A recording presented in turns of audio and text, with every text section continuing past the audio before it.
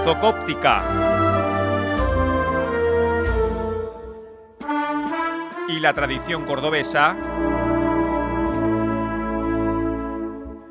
patrocinan Sentir Cofrade.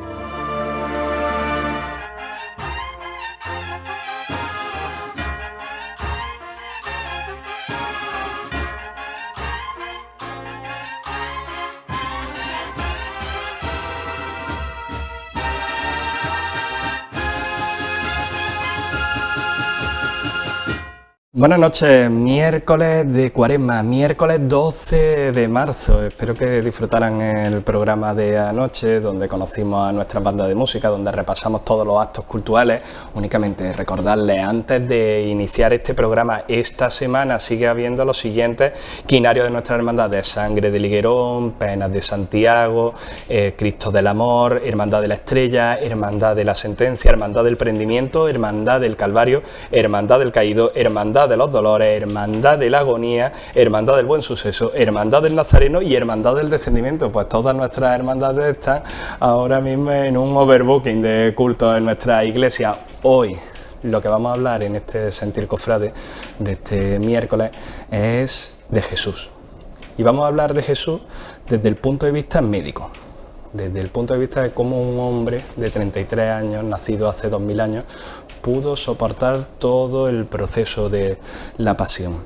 Para ello nos va a acompañar aquí en el costero izquierdo, querido profesor, que lo fuiste en el máster de la abogacía de este presentador, José Sáez. El año de la pandemia. El año de la pandemia, por videoconferencia. Recuerdo que tuvimos una clase muy productiva.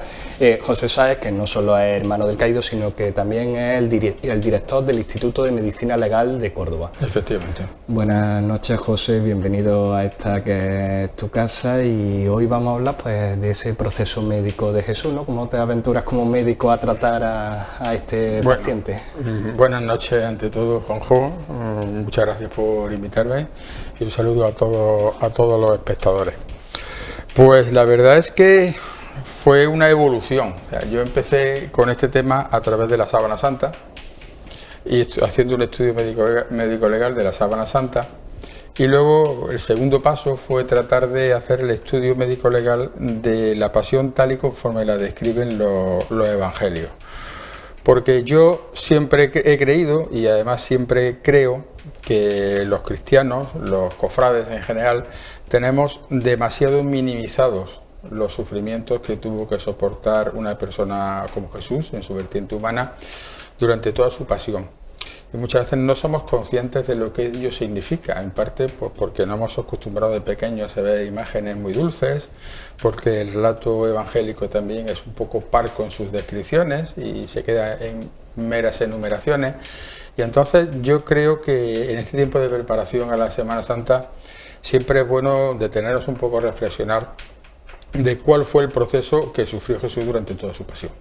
Y eso fue lo que me llevó a esto.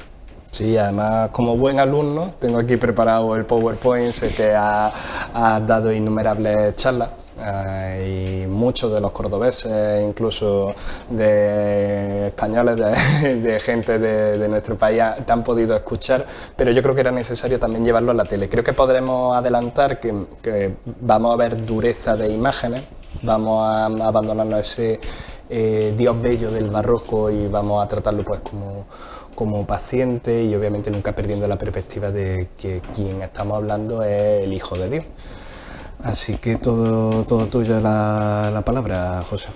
Bueno, yo simplemente lo que sí me gusta desde el principio pues es poner un poco de manifiesto esa disparidad que existe entre lo que son las imágenes del barroco, en el cual se refleja dulzura, y la escasez de imágenes que reflejan la realidad de lo que supuso la pasión.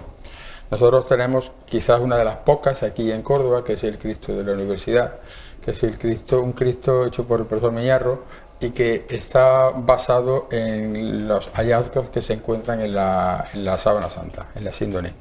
Y entonces es la imagen que mejor representa el sufrimiento que tuvo Jesús durante todo este tiempo. Las fuentes que nosotros utilizamos, pues lógicamente tienen que ser los evangelios, los 4 evangelios canónicos, también hemos recurrido a los evangelios apócrifos y también hemos recurrido al Vía Crucis tradicional, porque el que representa las caídas de Jesús. Entonces, en base a todo ello, pues siempre hemos podido hacer una reflexión sobre cómo era tanto física como psíquicamente el hombre y sobre todo cuál fue su sufrimiento. Desde el punto de vista físico, pues Jesús tuvo que ser una persona indudablemente de un enorme poderío físico, porque son varios los factores que así lo avalan. Por una parte, el hecho de que, primero, todo lo que tuvo que sufrir, y segundo, porque él durante su juventud y su primera madurez, pues estuvo dedicado a un trabajo manual, como era el de carpintero, que evidentemente significaba un esfuerzo físico continuo y que tenía que ir ejercitándole. El hecho de que tuviese 3 años de ministerio, deambulando por toda Galilea, por toda Palestina, desiertos, etcétera, pues una persona que no tuviese ese poderío físico, pues evidentemente no lo podría soportar. O sea, desde el punto de vista, en líneas generales, físico, pues hay que resaltar el enorme poderío que tuvo que tener. Luego hay una cuestión que es el aspecto, qué aspecto o cómo era la cara de Jesús. Y aquí sí se han producido cambios. Sabemos que en las primeras comunidades cristianas, pues a Jesús no se le representaba como tal, sino como símbolos, pues un pez, una espiga de trigo, etcétera, etcétera. Y luego fue en las primeras catacumbas romanas donde empezó a aparecer una imagen de un Jesús que se parecía más bien a un dios griego, a un dios romano, o sea, barbilampiño, joven, con el pelo rubio, que se aparta mucho de lo que son las imágenes que nosotros tenemos hoy en día de Jesús. La imagen que tenemos hoy en día de Jesús es una persona pues con una cara ovalada, pelo largo, sobre los hombros, con una barba de poblada. ¿Y cuándo se produce ese cambio? Pues ese cambio es muy curioso porque empieza a producirse a partir del siglo VI. ¿Qué pasó entonces? Pues que reapareció una pintura, el llamado Pantocrator de Santa Catalina, que se relaciona mucho con el Mandilium de Edesa, que en el año 525 pues también reapareció en su culto, y entonces pues empezó a cambiar la forma iconográfica de Jesús. De hecho, si hay una presentación, una fotografía por ahí en la que se pone en relación lo que es la imagen de la sábana santa, ahí la podemos imagen ver. de la sábana santa. Bueno, esta recreación por Eso es una recreación por artificial. artificial de la derecha, pero la que se pone en relación con el Pantocrator de Santa Catalina se observa unas grandes similitudes, incluso en la forma de disponerse el pelo, en la forma incluso de un caracolillo que sale aquí en la frente, que tiene que ver con esa imagen en forma de 3 que se ve en la sábana santa. Y incluso algunos profesores universitarios, como Alan Wanger, han encontrado hasta más de 170 puntos de convergencia entre lo que es la imagen de la sábana santa y la imagen del mandilio, del Pantocrator de Santa Catalina. Y lo que es cierto es que a partir de entonces todas las representaciones gráficas que se han hecho de Jesús han ido siempre en relación con esa imagen. Ese es el Pantocrator de Santa Catalina. Y es lo que ha salido un poco de base a partir del cual se hacen las representaciones ya de la imagen de Jesús tal y como lo conocemos nosotros ahora mismo. Si nos centramos entonces en la pasión, porque yo creo que por ir concretando y no divagar en exceso, yo creo que la primera pregunta que siempre nos podemos hacer es ¿cuándo empieza la pasión? Y aquí no hay tampoco mucha unanimidad entre los distintos autores. Algunos opinan que es en la oración en el huerto, porque evidentemente es una escena muy impactante, pero mi impresión o mi criterio es que ya empieza y yo lo pondría en la última cena, porque al fin y al cabo en la cena lo que se van a producir son, digamos, una despedida. O sea, Jesús en esa cena la aprovecha para despedirse de sus discípulos, de personas con las cuales, ha estado compartiendo los últimos 3 años de su vida con mucha vivencia. Sí, evidentemente, todas las despedidas tienen un matriz de malestar. Si aquí él ya sabía que iba a ser definitiva y encima sabía el destino que le aguardaba, pues lógicamente mayor motivo para conocer que aquí empieza el sufrimiento, aunque sea el sufrimiento físico de Jesús, psíquico. Pero es que además... Eso de uno de vosotros me va a traicionar. Efectivamente, es lo que digo, es que además él anuncia una traición, o sea, una traición de una persona en la que ha confiado, y ha confiado muchísimo tiempo porque era el encargado del dinero, de los dineros, y eso no se encarga a cualquiera, es como el puesto de tesorero en una hermandad, es alguien de gran confianza, y que esa persona en sí lo traiciona. Pues entonces todo eso significa que el Jesús humano, eso evidentemente lo tiene que sufrir, lo tiene que vivir. Por eso yo pienso que evidentemente el sufrimiento ya empieza en la última cena. Luego nos vamos al huerto de Getsemaní, al huerto de los olivos. A ver si podemos recuperar la imagen que estábamos viendo antes, que es un detalle clarividente, que sé que en la presentación que tenemos no constaba esa imagen, esta presentación es de hace un año, pero a raíz de la restauración... Sí, porque efectivamente ahí en el huerto, digamos, es quizás la carga, el momento más humano de Jesús, el momento en el que duda, en el momento en que pide que sea parte de ese cáliz, en el momento en que dice si hay una opción, por favor que no sea, ¿no? Y entonces el sufrimiento se exterioriza, y una de las cosas en las que se exterioriza esa gran tensión psíquica es en la hematidrosis, que es el sangrado en el sudor, que es un fenómeno que, aunque no es que sea excesivamente frecuente, pero que está descrito en la literatura médica y que está presente, es una reacción fisiológica que se produce en los casos de un gran estrés, porque lo que se produce es una liberación muy importante de histamina, que es un vasodilatador. Eso conlleva a que aumente la permeabilidad de los capilares sanguíneos, la sangre pasa a los tejidos que lo circundizan y al mismo tiempo luego pasa a los folículos pilosos, y eso hace que luego se elimine con el sudor. Y ese es el hecho de sudar sangre, que está muy bien descrito por el evangelista, que dice la tradición que era médico, por San Lucas, y está descrito, y que todas las imágenes de la oración en el huerto, como aquí podemos ver en la imagen, pues lógicamente lo reproducen, y porque es un hecho cierto. Luego la cosa continúa, y continúa con el prendimiento, que evidentemente normalmente son situaciones muy estresantes. Yo dudo mucho que cuando se produjo la detención de Jesús, pues se hiciese con las garantías que hoy se lleva a cabo todo ese proceso o todas esas detenciones. No, pues imagino que sería pues a base de empujones, insultos, descalificaciones y demás cosas. Entonces, claro, evidentemente todo eso va produciendo un daño psíquico. Al fin y al cabo estamos analizando a Jesús como hombre. Se va produciendo un daño psíquico de forma progresiva. Y una vez que es prendido, pues es ya llevado pues a realizar el juicio religioso. Y en el juicio religioso, bueno, hay quien opina que primero el relato evangélico es un poco divergente, quien opina que fue directamente a Caifás, y San Juan opina que primero fue ante Anás. El caso es que fue interrogado, y los interrogatorios, como digo, pues no imagino que no serían como los que se llevan a cabo hoy con toda la garantía. De hecho, está descrito que hubo golpeos, la bofetada ante Anás y todo eso. ¿Y los tiempos? Estamos hablando Jueves Santo, 11 de la noche orando en Getsemaní, este juicio religioso a la 1 de la mañana, 2 de la mañana, ¿no? El juicio tuvo que ser por la noche, y eso todos los expertos al respecto hablan precisamente de lo inusual de un juicio de estas características a esa hora, por tener que convocar al tribunal deprisa y corriendo, pero sí tuvo que ser esa noche. Y luego, independientemente de eso, es que Jesús luego tuvo que estar recluido en algún sitio hasta el amanecer, hasta que fue llevado ante Pilatos.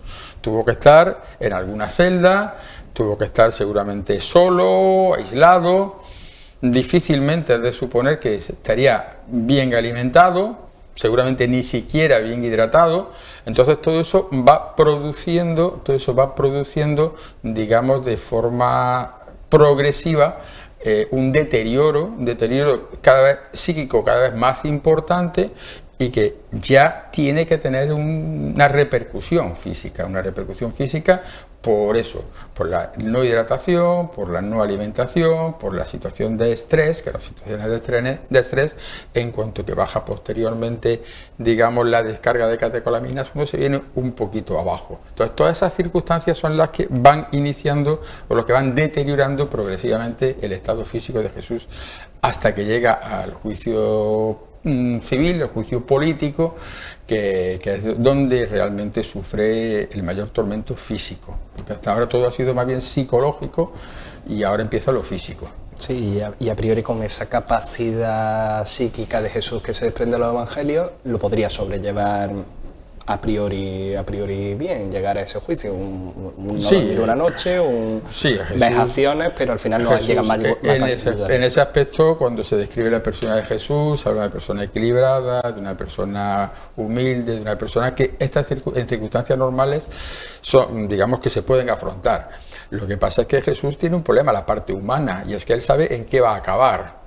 O sea, no es lo mismo que si no lo supieses, si no tuvieses alguna esperanza de salvarte, no tenía ninguna. O sea, por muchos recursos psicológicos que él tuviese, evidentemente el cuadro psíquico está ahí presente y cada vez más, Y seguramente cuando llega con Pilato, con Poncio Pilato, no intenta convencerlo de que lo salve a Jesús. Es una persona que seguramente esa noche en la celda ya ha aceptado su camino en el momento en el que en el huerto del Olivo dijo, si es posible, Padre, aparte de mí este cáliz. Efectivamente, él es consciente de la misión que tiene, han pasado ese momento de debilidad, ese momento de dudas, y él está dispuesto a asumir su papel en la redención, pues como estaba escrito.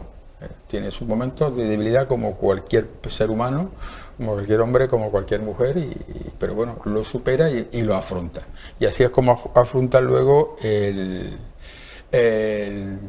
juicio político, que es el que le va a terminar llevando a la muerte, finalmente una muerte precedida de unas torturas que son las que vamos a ir viendo ahora progresivamente, si te parece bien. Sí, perfecto. Llega a un Pilato que no para de dar vueltas en la Torre Antonia, sabiendo que va a condenar a un justo.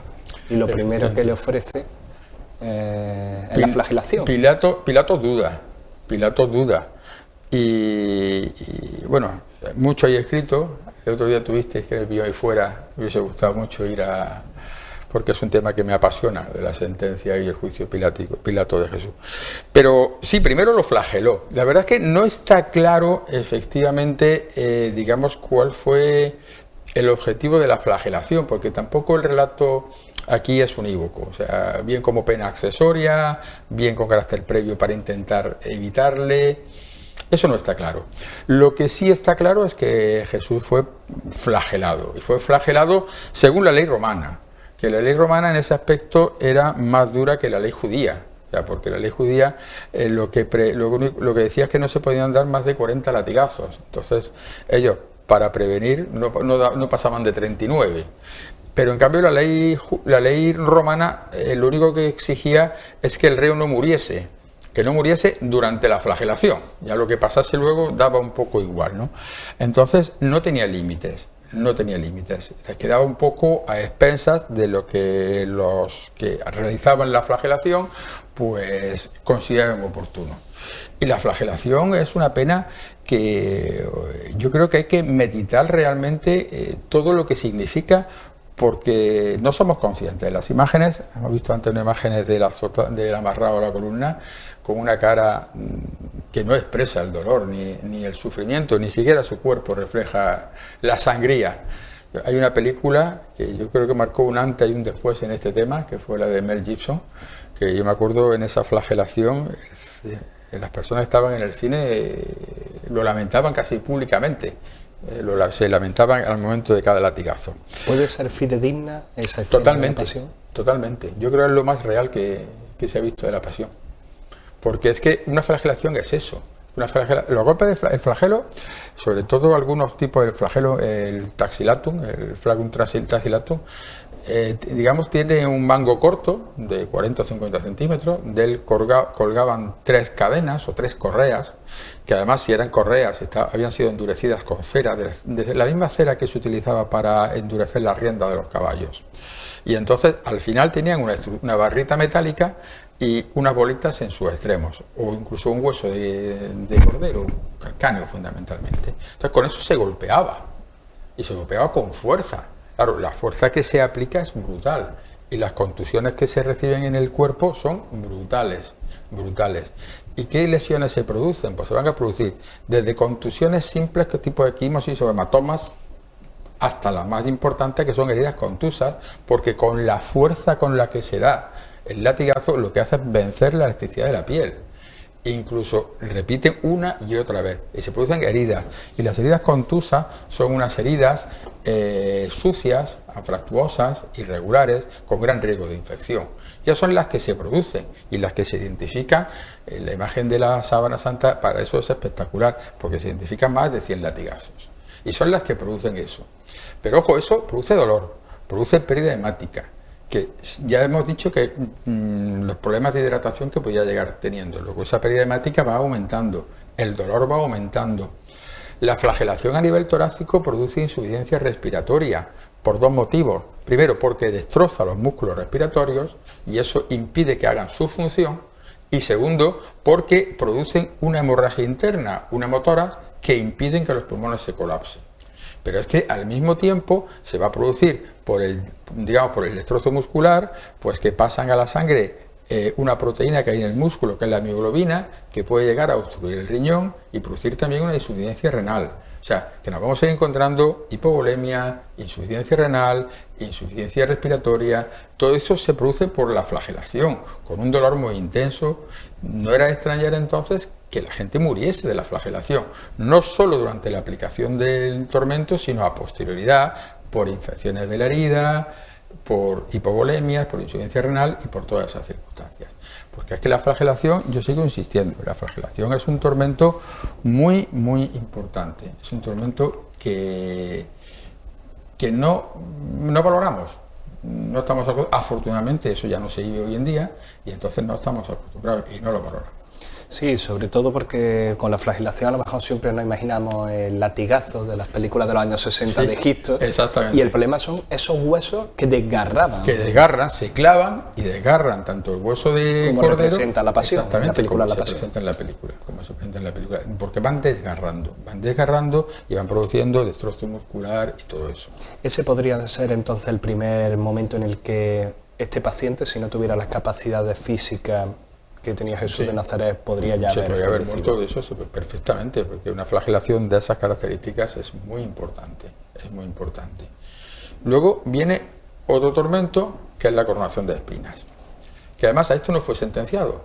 Eso todo el mundo sabe, o todo el mundo interpreta que fue algo un poco que se hizo de forma casual. O sea, seguramente los soldados romanos que estaban custodiándolo allí, pues pensaron que podían hacerlo. Y entonces, ¿en qué consiste? ¿O cuáles son los antecedentes? Porque hay muy pocos casos descritos en la literatura de este caso. Quizás los antecedentes fueran los juegos saceos de los persas, o los saturnales de los romanos, que es que cuando tenían un grupo de personas que estaban, digamos, condenados a muerte, pues elegían a uno de ellos y le hacían como una vida, que le permitían una vida de rey durante un día. Y luego era ejecutado como el resto, evidentemente, pero le permitían esa vida de rey.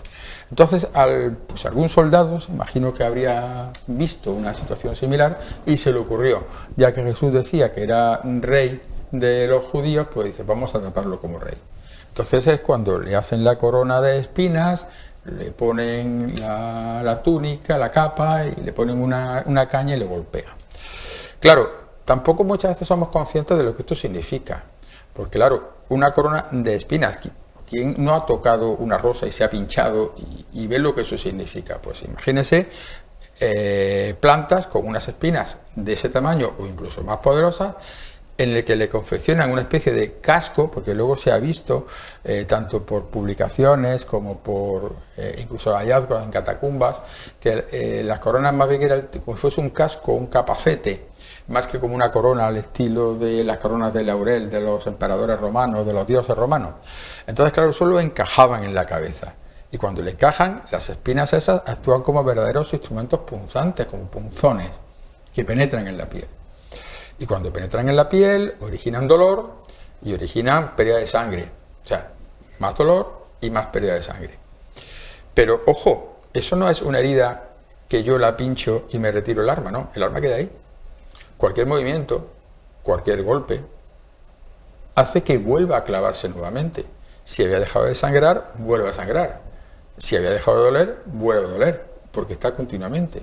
Si luego todo el trayecto al Calvario se hizo con la corona, o la crucifixión se hizo con la corona, pues imaginaros los golpes que se tuvo que llevar durante todo ese tiempo y todo lo que significa de sufrimiento, de hipovolemia y de más dolor. Es otro tormento que tampoco se valora en exceso, pero que está ahí y que vamos sumando, y que vamos a ir sumando progresivamente ya con el camino del Calvario y con la crucifixión, que es lo que viene al final. Sí, quizás hemos romantizado pues esa imagen de esa corona de espinas en todos nuestros titulares y nos olvidamos pues de ese casquete que lleva y de ese tiempo que ya lleva Jesús. Podemos calcular pues 9 o 10 horas sufriendo la pasión. Evidentemente, sí.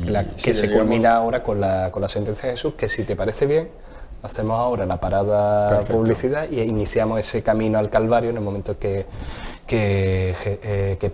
Poncio Pilato sentencia a muerte a Jesús. Hasta ahora es solo un castigo para intentar salvarlo. Efectivamente.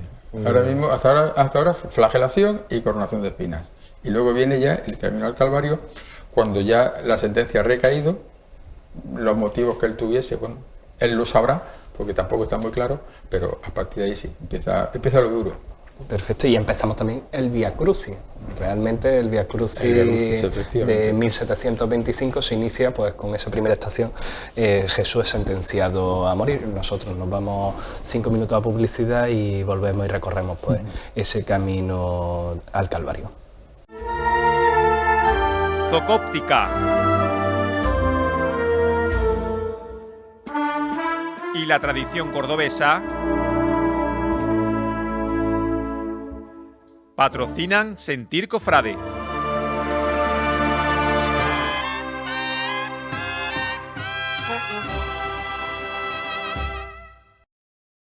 Bueno, pues aquí seguimos con, yo voy a decir Pepe Sáez, en la confianza. Vale, hemos recorrido desde Getsemaní, desde el puente Cedrón, estamos hablando de la pasión de Cristo visto desde el punto de vista de un médico forense, en este caso el director del Instituto de Medicina Legal de Córdoba. Para nuestros espectadores que se acaben de conectar ahora mismo, hemos viajado de Getsemaní, decíamos, hasta todas las instituciones religiosas del judaísmo, hasta la Torre Antonia, donde Pilato decide mandar flagelar a Jesús en un último intento para salvarlo, y Jesús vuelve a la Torre Antonia. Pilato da vueltas porque no sabe lo que tiene que decidir y el pueblo está pidiéndole crucifícalo, crucifícalo. Yo creo que hemos hecho una buena introducción de por dónde hemos hecho una buena introducción. Y ahora viene el final. Porque, evidentemente, el resultado ya lo sabemos todos, que es que fue condenado a muerte, y los condenados a muerte tenían que cargar con la cruz y tenían que llevarlo desde la Torre Antonia hasta el lugar donde se iba a ejecutar la pena de muerte, que es el Gólgota. Volvemos a lo mismo, no se sabe, porque tampoco hay una convergencia total en los evangelistas, si Jesús carga la cruz desde el principio está Simón de Cirene llevándola, pero el caso es que lleva la cruz. Según todos los estudios, y siempre me duele, esta es la parte que más me duele de la conferencia, porque Jesús no llevó la cruz entera. Llevó el palo transversal de la cruz, el patíbulo, ya se ha comprobado y está fuera de toda duda, que lo que hacían los crucificados es así. Lo que pasa es que, bueno, la iconografía cristiana nos legó que Jesús llevaba la cruz entera, y casi todos tenemos nuestras imágenes que llevan la cruz entera, pero bueno, el resultado al final es el mismo. Tiene que cargar un madero y tiene que llevarlo al Gólgota. Y Jesús en ese momento pues está ya bastante deteriorado, porque independientemente de la fortaleza física que tuvo que tener, independientemente de su personalidad, que le ayudó mucho porque tenía muchos recursos a superar todo esto, pero su cuerpo estaba ya muy castigado. La flagelación fue brutal, la coronación de espinas, más encima todo lo que llevaba anteriormente de falta de hidratación, de falta de nutrición, de estar solo encerrado, de seguramente estar toda la noche sin dormir, todas esas circunstancias pues deterioran el cuerpo. Y un detalle que sé que marca también importancia en este todo deterioro: en la coronación de espinas se le viste también, que es lo que ocurre en el paso del gitano. Luego se le pone, efectivamente, o sea, una vez que lo has flagelado, luego le vuelven a poner la túnica para llevar a cabo digamos, el traslado, el trayecto. Y eso lo veremos cuando hablemos de cuando le despojan de las vestiduras, que también es otra cosa que está minimizada. Pero ahora llegamos a eso. O sea, lo que me refiero es que durante ese camino Jesús va con un madero muy pesado, vamos a suponer que es solamente el palo transverso, pero para que eso pese 40, 50 o 60 kilos no hace falta mucho, en un cuerpo, como digo, muy deteriorado. Entonces no puede con él, no puede, por eso se producen las caídas, y en esas caídas se producen más hallazgos lesivos o más elementos lesivos, porque no puede utilizar las manos como un mecanismo defensivo, porque si lleva el palo transverso las manos van atadas, y se lleva la cruz, pues van sujetas, pero no puede utilizar las manos para defenderse, para caer, para apoyarlo, para evitar golpear la cabeza, para evitar golpear la cara en el suelo, para evitar golpear las rodillas. O sea, son lesiones que se van produciendo, y cada lesión, acordémonos de que tiene la corona de espinas, que cada vez se va clavando más, cada vez que se mueve, más sangre, más dolor, y es un círculo vicioso. Pues bien, en esa situación es cuando llega al Calvario. ¿Cuántos metros podía haber de la Torre Antonia al Calvario? Es decir, ¿cuánto pudo ser este recorrido? ¿Un recorrido metros extenso? No hay muchos como tal, yo creo que son 300 y pico metros o 400, pero en esas circunstancias son para que tarde 40 minutos, una hora, no creo yo que sea una exageración, porque claro, hay 3 caídas, está el encuentro con las mujeres, está el papel de Simón de Cirene, todos son parones. Cada vez que se cae, ponerlo en pie nuevamente tuvo que costar porque además cada vez estaba peor. Entonces, a mí no me extrañaría que ese trayecto se prolongase por mucho tiempo. Sí, seguramente las 3 caídas es lo que no ha llegado al Vía Crucis, pero pudieron ser 8, sí, 9... o un montón, claro. Eso es lo que no ha llegado un poco por la tradición del Vía Crucis, pero no es de extrañar, porque es que tuvo que suponer un gran esfuerzo llevar la cruz hasta allí. Y luego, una vez que llega allí, es cuando se produce quitarle las vestiduras, el despojado de las vestiduras, que es una cosa que si no nos paramos a pensar, pues tampoco le vemos la trascendencia. Porque claro, yo siempre pongo el mismo ejemplo: ¿a quién no se le ha pegado una gasa en una pequeña heridita? Tira de ella, a ver si duele o no duele. Pues el cuerpo de Jesús era toda una herida, y le han puesto no una gasa fina, no, le han puesto una túnica del material que fuese, que por muy buena calidad, seguramente estaría sucia, evidentemente, y todo eso se le pega, y eso se lo quitan de golpe. En los hospitales a los quemados, cuando tienen que curarle ese tipo, lo anestesian, porque es un dolor difícilmente soportable, y eso es un nuevo dolor y nuevas hemorragias. Además, Jesús rechaza la mezcla de vino y mirra, que por ley le correspondía a todos los condenados a muerte. Lo rechaza porque él quiere estar consciente, y lo rechaza, con lo cual ese efecto analgésico, esa mínima manifestación de bondad que pudieran tener, pues no la aprovechan. Es curioso, la mirra se le presenta a Dios 2 veces en su vida. Cuando nace, lo contábamos en la cabalgata de Reyes aquí, y 3 meses después, 33 años después, vaya, eso pasa. Y luego, pues, una vez que ya le han despojado de las vestiduras, pues viene el proceso de la crucifixión, que es brutal, porque yo siempre digo, y que es que yo creo que la ejecución de la pena de muerte en la cruz es la forma más brutal, más cruel, más repugnante, más dolorosa que ha inventado el ser humano para dar muerte a otro. Porque es que además, digamos que reúne todos los elementos que la mente más sádica puede pensar. O sea, una muerte lenta, una muerte dolorosa, una muerte a la vista de todos, una muerte en la cual la persona se ahoga, siente que se ahoga, siente que se muere, y todo eso en su conjunto hace una ejecución brutal. No fueron los romanos los que lo inventaron, fueron los persas, pero sí es cierto que los romanos lo que hicieron fue refinarla y aplicarla de una forma mucho más depurada. ¿Y en qué consistía la crucifixión? Pues la crucifixión consistía en clavarlo a la cruz, lo clavaban. En primer lugar, tiraban el palo horizontal, patíbulo, y a Jesús lo tiraban, o al condenado lo tiraban sobre él, y le clavaban a la cruz por las muñecas. O sea, la iconografía cristiana nos ha legado las manos, quizás por una traducción errónea en sus momentos originales, pero lo que sí es cierto es que ya se ha demostrado desde hace mucho tiempo, incluso con experimentos, que es que el cuerpo no se sostiene por las palmas de las manos porque se desgarran los ligamentos. Entonces lo que se hacía es un clavo, como ahí se ve en la imagen, un clavo largo de unos 10 centímetros de longitud, generalmente cuadrangular o redondeado, y se clavaba por las muñecas. Hay muchos estudios anatómicos y hechos por médicos que dicen que si eligen tal espacio anatómico, tal otro espacio. Yo en eso soy más simple.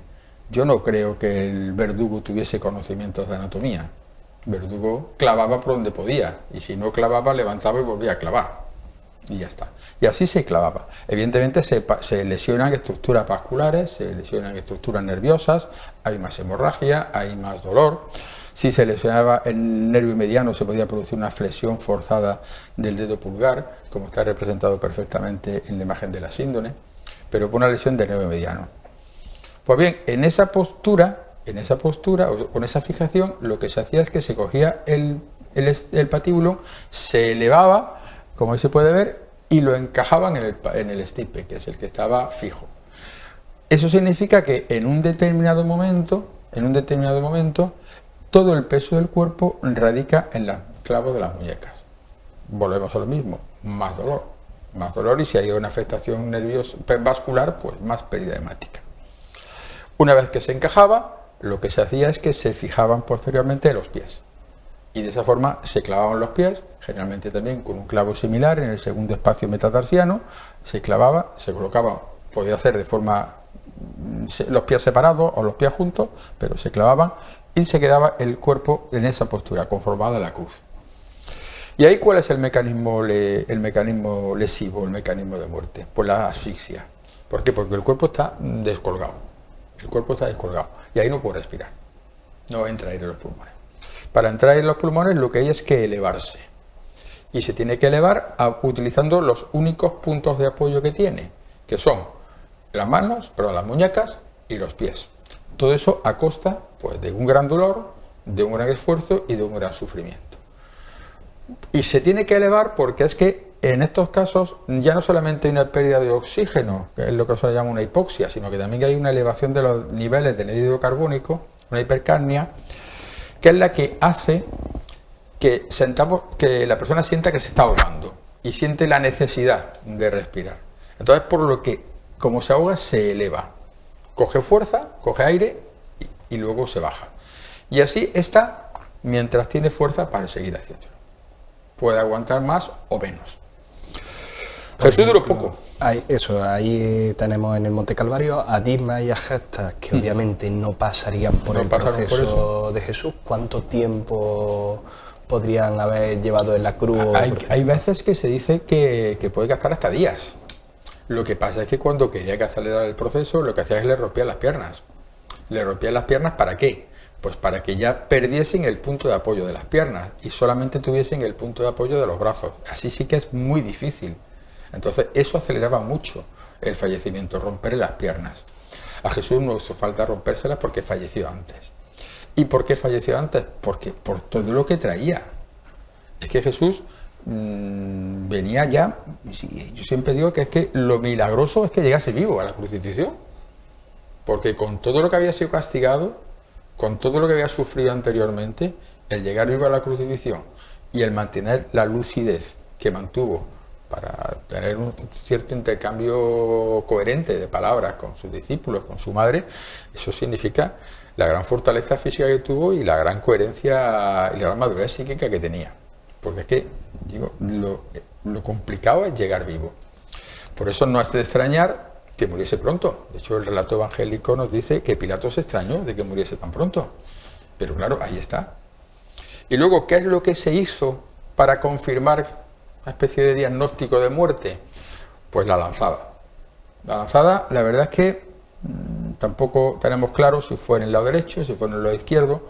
Parece lógico que fuese en el lado derecho porque era el lugar en el que estaban acostumbrados los romanos a utilizar la lanza, porque el lado izquierdo siempre estaba protegido por el escudo. Entonces, generalmente atacaban por la derecha. Es de suponer que si la cruz estaba en alto, pues la lanzada fue de abajo arriba. Y nos dice la Biblia que salió sangre y salió agua. Y eso tiene una explicación fisiopatológica clarísima. Y es que, acuérdate, cuando hablamos al principio de la flagelación, decía que una de las consecuencias de la flagelación torácica era la hemorragia, una hemorragia interna, un hemotórax. Entonces, claro, la sangre está ahí desde la flagelación. Si nos echamos para atrás, pues vemos que son 4 o 5 horas. 4 o 5 horas. Entonces, da tiempo a que la sangre se haya sedimentado. Es decir, que los elementos formes, lo que son los glóbulos rojos, lo que son los glóbulos blancos, lo que son las plaquetas, se van al fondo. Y abajo queda y arriba queda sobrenadando el suero.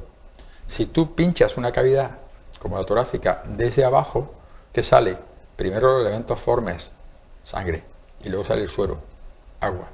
Esa es la explicación fisiopatológica de lo que nos dice el relato evangélico de que salió sangre y agua de la herida del costado. Pero la herida del costado fue simplemente para confirmar que ya Jesús había fallecido. Digamos una confirmación para evitar, porque todos sabemos cómo eran los romanos con la disciplina. A cualquier centurión romano se le iba a escapar un crucificado vivo. Yo cuando he leído algunos libros por ahí que hablan de que Jesús no murió en la cruz, digo, quien dice esto no sabe lo que son los romanos. Los romanos eso no se lo podían permitir, porque le iba la vida en ellos. Entonces un centurión romano eso lo confirma al 100%. Entonces esa fue la confirmación. Y luego podemos deducir, o podemos pensar, ¿cuál fue la causa de la muerte?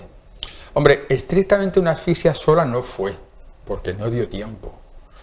Jesús se produjo una conjunción de factores, lo que nosotros llamamos un estado de shock, en el que influyó pues todo lo que hemos estado diciendo aquí, una hipovolemia, o sea, una pérdida de líquidos muy importante, una insuficiencia renal por esas proteínas que obstruían el flujo en el riñón y originan una insuficiencia renal, y la insuficiencia respiratoria. La conjunción de esas tres insuficiencias fue lo que hicieron que Jesús muriese de una forma relativamente rápida y que no se prolongase, digamos, esa supervivencia en la cruz más de lo estrictamente necesario. Sí, y en 15 horas, escasas 15 horas, 16 horas, toda esta pasión. Sí, porque si empezamos que eso fue la cena del Jueves Santo, pues fue normalmente después de atardecer, después de la puesta del sol, pues evidentemente, y se calcula que en torno a las 3, 4 de la tarde fue cuando se produjo el fallecimiento, pues ese es el plazo. Todo sí, que además esa hora tendría sentido porque hay luz solar en primer lugar. Sí. Obviamente los judíos llevan corriendo a Jesús ante Pilato para que lo justicie lo más pronto posible, y el trayecto desde la Torre Antonia hasta el Camino Calvario, 400 metros, que por mucho que se tardara en recorrer, 1 o 2 horas, y un hombre que en la cruz es imposible. Por eso también cobrarán sentido esas 7 palabras, ¿no?, que dice la cruz. 7 palabras porque no le daría tiempo material. A mucho más, efectivamente. Y la lucidez, ¿no? Podría haber estado una persona normal que sorprendentemente ya llega a la cruz. Esa lucidez es extraordinaria, no es lo habitual, porque ya digo, el deterioro físico es muy, muy importante. Pero es que no nos debemos olvidar del aspecto psíquico. El aspecto psíquico de una persona que está sufriendo todo eso y que no ve salida. O sea, mantener la tranquilidad, esa lucidez que mantuvo en la cruz, es excepcional desde luego. Y luego lo trasladan al sepulcro. De ahí nos viene la Sábana Santa, que como sé que también era estudioso de la Sábana Santa, por desmentir algún dato de alguien que no crea en la Sábana Santa, podemos decir que la Sábana Santa es el estudio más fidedigno que nos puede llegar a día de hoy del Señor. La Sábana Santa, por plantearlo desde la perspectiva científica, lo que demuestra es una persona que sufrió todo lo que los evangelios dicen que sufrió Jesús. Y eso hay pocas personas en la historia que puedan haberlo sufrido de esa manera. Y luego, no hay ningún elemento en la Sábana Santa que nos hable de una falsificación. Ahora, decir a ciencia cierta que lo que dio lugar a la impresión de la Sábana Santa es el cuerpo de Jesús, eso no lo va a hacer la ciencia, ahora ni nunca. Porque es imposible, porque nos falta el patrón de comparación. Hoy en día, ¿cómo se identifica? La inmensa mayoría de las identificaciones se hacen genéticamente, por ADN, pero tú necesitas con qué comparar. Y no tenemos ADN de Jesús. Yo me atrevo a decir, afortunadamente, con qué compararlo. Con lo cual queda abierto un campo muy importante a la fe, que yo creo que es al final con lo que tenemos que quedarnos. Que queda abierto saber la ciencia hasta dónde llega y luego el siguiente paso que lo dé uno desde su fe, que yo creo que es más propio y de un católico, de un cofrade y de esta etapa de preparación con la que estamos llegando o haciendo esta cuaresma. Sí, yo creo que estos 40 minutos que hemos desgranado esa pasión de Jesús desde el punto de vista médico cobran sentido y al paciente se le puede atribuir esa capacidad de sufrimiento, esa capacidad de dolor, por la imagen que estamos viendo ahora mismo, ¿no? Porque en Santa Marina, el domingo de resurrección, es Dios quien resucita, es Dios quien lo han sentenciado a morir, es Dios quien le han mandado a cargar con la cruz, es Dios quien muere la cruz y es Dios quien resucita en Santa Marina. Cierto, como dijo un periodista muy conocido, que a mí me llegó mucho al alma aquello que dijo, porque le preguntaba un escéptico, dice, bueno, y con todo lo que está sufriendo Jesús, ¿cómo lo pasáis tan bien o cómo os gusta tanto? Y él le dijo, porque sabemos cómo termina. Y efectivamente sabemos que esto va a terminar bien, y es lo que le da un poco sentido a todo esto, porque si no sería prácticamente un espectáculo de sádicos. Estar, digamos, regocijarnos en el sufrimiento de una persona, eso en medicina tiene un nombre, y es sadismo. Pero en cambio sabemos que te acaba bien, sabemos que es lo que le da sentido a nuestra vida cristiana y es lo que al fin y al cabo nos hace que nosotros disfrutemos en la Semana Santa, lo que pasa el domingo. Bueno, pues para ir concluyendo, yo creo que se nos ha hecho bastante ameno. Yo ya aprovecho como médico y te hago algunas preguntas antes de despedirnos. Venga. ¿Qué momento te impacta más de toda esta pasión? Sé que la del caído, me has dicho, es la que menos me gusta porque no representa a tu Señor del caído. No, lo que menos me gusta es la parte en la que tengo que decir que es que no lleva la cruz entera. Pues mi misterio, pues, o mi imagen no se acepta. A mí, desde el punto de vista humano, la imagen más impactante es la oración en el huerto, porque es cuando digamos, es ese momento de debilidad que hace a Jesús más humano que nunca. O sea, porque ¿quién no tiene momentos de debilidad en esta vida? Todos los tenemos. Y el hecho de pensar que Dios, hecho hombre, también tiene esos momentos de debilidad, pues para mí es lo más importante de todo, y sobre todo que se sobrepone a ella y que hace una cosa que para mí, ya desde mi perspectiva personal de la vida, siempre me ha ayudado, y es que el que quiere una cosa lo puede conseguir, o el que está convencido de que puede hacer una cosa, independientemente de los momentos de debilidad, independientemente de todas las vicisitudes, lo puede conseguir. Entonces el pasaje de la oración en el huerto, a mí, como médico y como persona, es quizás el que más me impacta. Y como médico, a ese paciente que acaba de la flagelación, a mí es que me impacta mucho ese momento porque creo que cualquier ser humano no podría haberlo aguantado. Como médico, podríamos haber recuperado a ese paciente? No pregunto ya con los medios de esta época, pero con los medios de aquella época.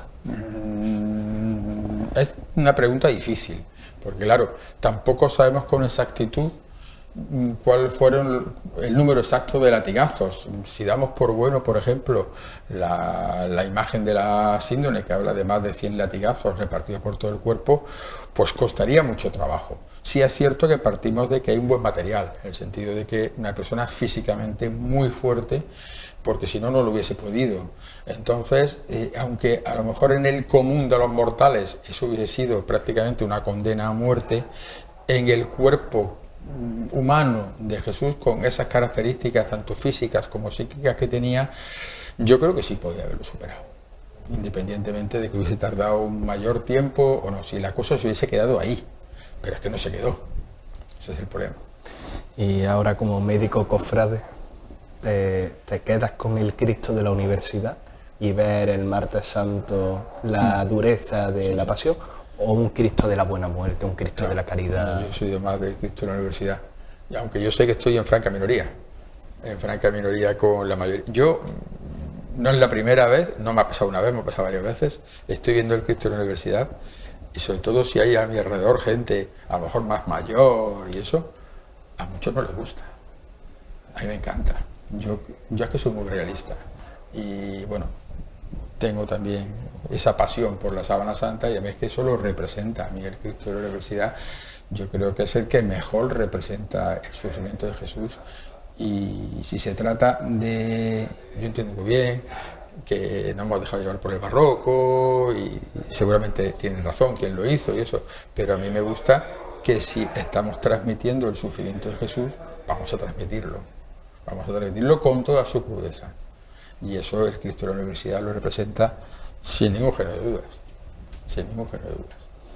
Perfecto, pues ya la última pregunta, ya no como médico, como cofrade del caído. Sé que está ahí en culto esta semana. ¿Algún detalle de esta cuaresma que no puede faltar en la agenda de Pepe Sáez, aparte de sus cultos con su hermandad del caído, del que eres miembro de Junta de Gobierno, ¿no? Sí, actualmente soy vicehermano mayor de la hermandad del caído.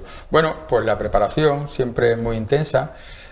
Porque ya no solamente son, digamos, los compromisos que uno tiene profesionales, que los tiene, tengo muchos compromisos también por mis dos pasiones, de dar charlas sobre estas cosas, y eso también te quita tiempo, y luego hay que cumplir con la hermandad, tenemos los repartos, los cultos, la preparación de la estación de penitencia, y eso hace que sea una época muy intensa, pero que estamos deseando vivir, porque además tenemos la carencia o la abstinencia de lo que nos pasó el año pasado, y este año sí queremos vivirla a ser posible en plenitud, a ver si es posible, porque al fin y al cabo está muy bien todo, pero lo que da sentido a una hermandad es la estación de penitencia. Luego están los cultos, la caridad, todas esas historias, pero la estación de penitencia del Jueves Santo. No me quiero meter en otras cosas ya, que ya se han abordado aquí más de una ocasión, pero vamos, yo creo que la estación de penitencia del Jueves Santo es algo que marca el sentido de una cofradía. Digo del Jueves Santo porque es nuestro día, cada uno tiene su día, pero eso es lo que da sentido. Por supuesto, yo creo que por eso lleva 2 semanas lloviendo, que da gusto. Que lleva ahora lo que tenga que llover. y que siga lloviendo un par de semanas más. Muchas gracias por venir a esta casa, muchas gracias por ver el programa, que me ha adelantado antes de empezar, que además te gustó el programa del lunes del último tramo, otro también que sale de Nazareno, que mantienes tu túnica. De momento sí. Cada Jueves Santo. Sí. El año pasado, que no podía salir porque tuve un problema de espalda, se me hizo más llevadero no poder salir, porque yo todavía no iba a salir, pero sí iba a participar en la estación de penitencia. Pero este año con todas las ganas de volver a coger la túnica y retomarla como un año más. ¿Eso como médico hay alguna edad de dejar de coger la túnica o...? No. Yo creo que hoy en día tenemos que abogar porque mientras el cuerpo pueda y físicamente podamos hacerlo, hay que seguir haciéndolo. Porque yo creo que, decía el otro día Ana, es Ana, la que lo dijo, me encantó mucho, mientras tenga fuerzas, y eso es fundamental. Yo creo que la figura del nazareno hay que seguir reivindicándola, vosotros lo estáis haciendo en vuestros programas, y me gusta porque digamos, la base fundamental de la Semana Santa, la figura del nazareno. Y los nazarenos que ya tenemos cierta edad, tenemos que hacer lo posible por dar ejemplo de que cuando uno llegue y deje de ser costalero, pues por edad, pues debe de tomar la túnica y debe mantenerse en la túnica. Es un poco duro, evidentemente es duro, pero bueno, al fin y al cabo es una penitencia. Estamos hablando de una penitencia. Para otras cosas, hay otras cosas, pero yo creo que hay que seguir fomentándolo. Yo creo que mientras uno esté físicamente que lo pueda hacer, hombre, si hay un inconveniente médico, pues no, pero si físicamente lo puedo hacer, hoy en día la gente envejecemos de una forma mucho en mejores condiciones que se envejecía antes. Y nos gusta irnos de marcha, irnos de rutas y eso, pues esto es simplemente un trabajo, un esfuerzo más que hay que hacer, y yo creo que por nuestra cofradía la tenemos que seguir haciendo. Perfecto, Pepe, pues muchas gracias por regalarnos este pedazo de conferencia. Sé que da un montón a lo largo no solo de la Cuaresma, sino del año. También tiene el de los dolores de la Virgen, ¿no? Sí, si me esa equivoco. la di este año en la Hermandad de la Soledad. Pues seguramente para la Cuaresma del año que viene, para que lo editemos, pues, y hablamos de la Madre de Dios, que 7 dolores creo que son pocos realmente. Bueno, es un simbolismo, como tantas cosas en esa. Eso fue mi pregón médico de la Semana Santa, que no sabía cómo abordarlo, y digo, mira, me acordé del dolor de una madre que muchas veces está ahí un poquito aparcado y hay que ponerlo de manifiesto alguna vez. Perfecto, pues te ficho para la Cuaresma del año que viene. Fichado. Y a ustedes, Muchas muchas gracias por conectar con nosotros. Nos vemos mañana en este horario, jueves de 10 a 11, donde con la tertulia histórica de Santis Cofrade, Antonio Baró, Antonio Capdevila y Jesús Cabrera, hablaremos sobre las imágenes que han desaparecido en todas y cada una de nuestras hermandades. Mientras tanto, pues que tengan una buena noche.